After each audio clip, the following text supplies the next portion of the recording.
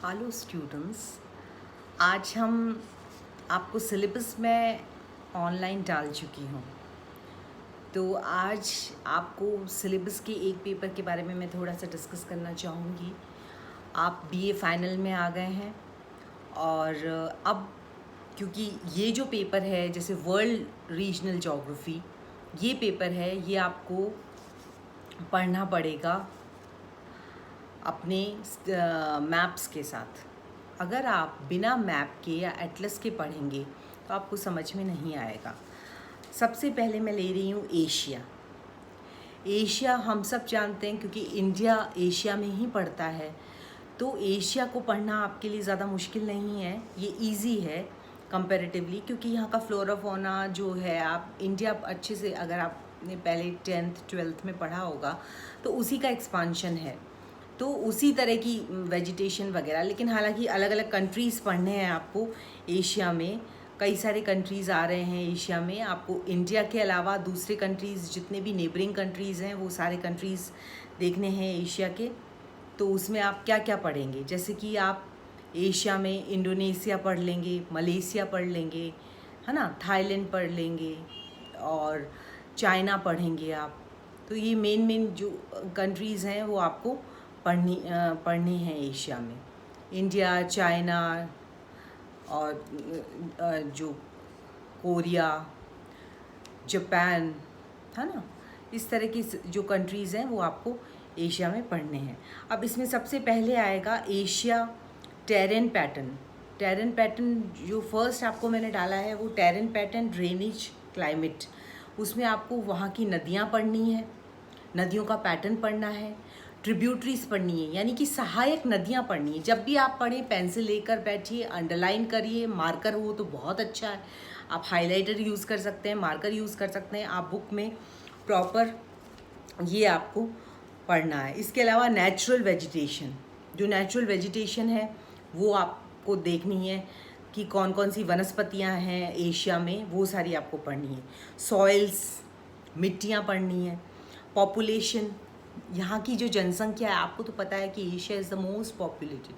क्यों पॉपुलेटेड है, आप सोचते होंगे एशिया इतना पॉपुलेटेड क्यों है, क्या चीज़ है जिसकी वजह से यहाँ पॉपुलेशन इतनी ज़्यादा है, ये चीज़ आपको देखनी है। जहाँ जहाँ नदियाँ हैं, जहाँ जहाँ पानी है, जहाँ जहाँ सनलाइट है प्रॉपर, वहाँ पर आपको मिट्टी भी अच्छी मिलेगी, अच्छी आबो हवा है और वहाँ पर आपको पॉपुलेशन भी अच्छी मिलेगी। तो काफ़ी डेंसली पॉपुलेटेड है हमारा एशिया।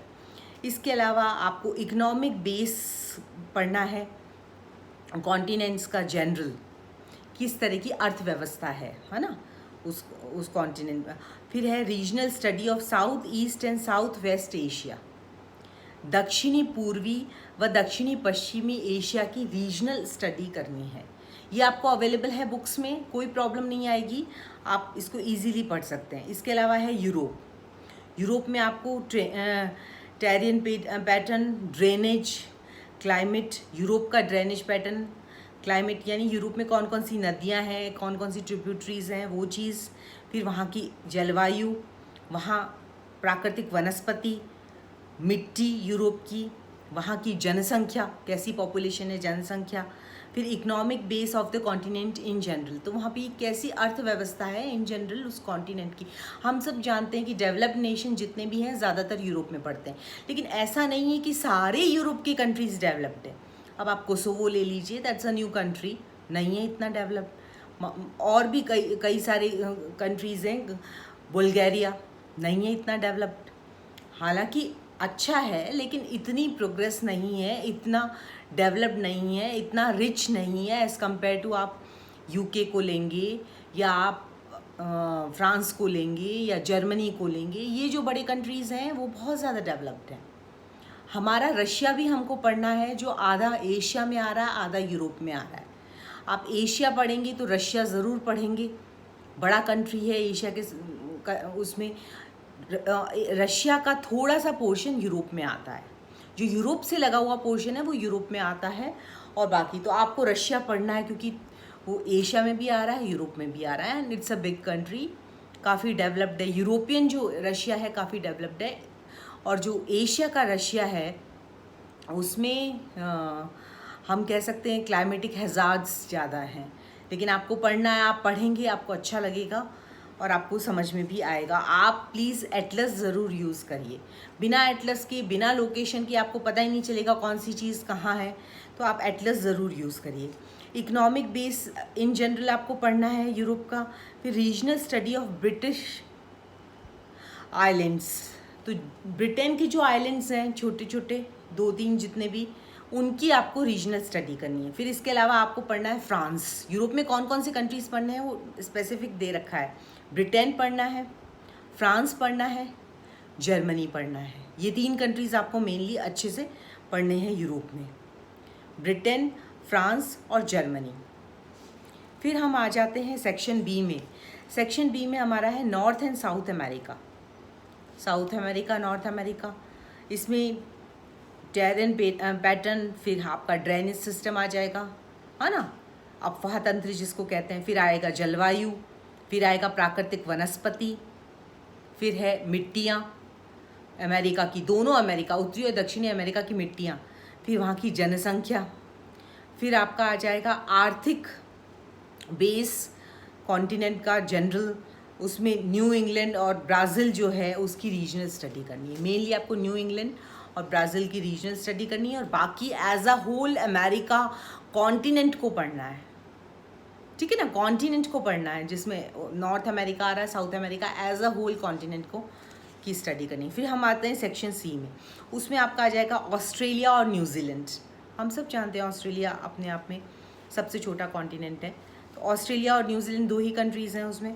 फिर टेरेन पैटर्न आ जाएगा, फिर ड्रेनेज, अफवाह, जलवायु, प्राकृतिक वनस्पति, मिट्टियाँ, जनसंख्या, इकोनॉमिक बेस जो भी ऑस्ट्रेलिया न्यूजीलैंड का है इन जनरल। तो ये तो हो गया आपका सिलेबस। सिलेबस में आप क्या, कौन सी किताब लेंगे, ज़्यादातर फॉरेन के ऑथर्स की बुक्स हैं, लेकिन यहाँ पर भी रीजनल की बुक्स हैं, प्रादेशिक भूगोल की किताबें हैं, कई सारी चल रही हैं। आपको मामूरिया की मिल जाएगी प्रादेशिक भूगोल, आपको कौशिक, नेगी, इनकी भी मिल जाएगी। अब इसमें आपको वर्ल्ड वाले में है geography of world major regions, उसमें आपका आ जाएगा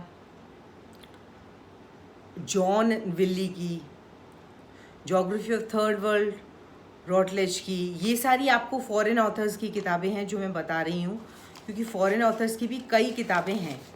और रीजनल में और जो ऑथेंटिक बुक्स हैं वो मैं आपको और नेक्स्ट लेक्चर में डिटेल में नेक्स्ट जो लेक्चर लूँगी उसके साथ बता दूँगी।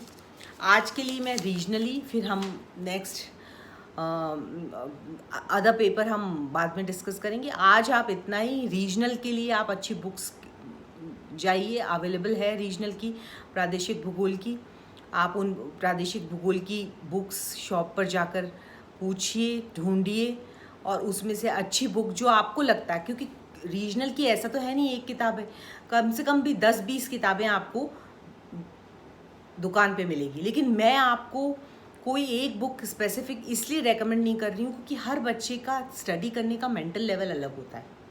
किसी को बहुत हाई लेवल की जो स्ट्रांगली दे रखा होता है उस तरह की बुक्स भी पढ़ लेता है, दूसरा बच्चा ग्रास्प करने में थोड़ा स्लो होता है, नहीं कर पाता है। तो रीजनल की हर बच्चे की बुक्स अलग अलग, इसलिए मैं आपको कोई एक ऑथर का नाम नहीं बता रही हूँ। आप शॉप पे जाइए, प्रादेशिक भूगोल की किताब देखिए, अवेलेबल है रीजनल ज्योग्राफी की, आप उनको स्टडी करिए और जो भी बेस्ट बुक है आप ख़रीद लीजिए। आपको जो लगता है कि मैं ये किताब पढ़ सकती हूँ या पढ़ सकता हूँ, ये मेरे मेंटल लेवल से मैच कर रही है, वो किताब ले करके आप पढ़िए। और बाकी मैं आपको नोट्स देती रहूँगी रीजनल के, आपको लेक्चर्स वीडियोस मिलते रहेंगे रीजनल के, तो ऐसी कोई प्रॉब्लम आपको आएगी नहीं। ऑनलाइन आपको प्रॉपर स्टडीज़ मिल जाएगी। आप बाहर जब भी जाएं मास्क लगा के जाएं, डबल मास्क लगा के जाएं, बिकॉज अगर आपने N95 नहीं लगा रखा है तो आपको डबल मास्क लगाना है। बार बार हाथ धोते रहिए, बार बार सैनिटाइज करते रहिए, बिकॉज कोरोना अभी गया नहीं है। वैक्सीन नहीं लगवाया है तो वैक्सीन लगवा लीजिए, और वैक्सीनेशन के बाद भी आपको मास्क लगाना है जब तक कि पूरे लोग मास्क वैक्सीन नहीं हो जाएं। 100% लोगों को वैक्सीनेशन लग जाएगा, उसके बाद आप मास्क हटा सकते हैं, आराम से घूम सकते हैं। लेकिन वर्तमान में क्योंकि वैक्सीनेशन केवल 28% हुआ है, तो हमें मास्क लगा के ही निकलना है। कोरोना की तीसरी लहर अगस्त में संभावित है, तो आप बिल्कुल बच के रहिए। अभी रिसेंटली थोड़े केसेस बढ़ रहे हैं, तो आप बाहर निकलें तो बिल्कुल सावधानी से निकलें, अपना ख्याल रखिए, अच्छे से पढ़िए। Till next time, good bye, thank you.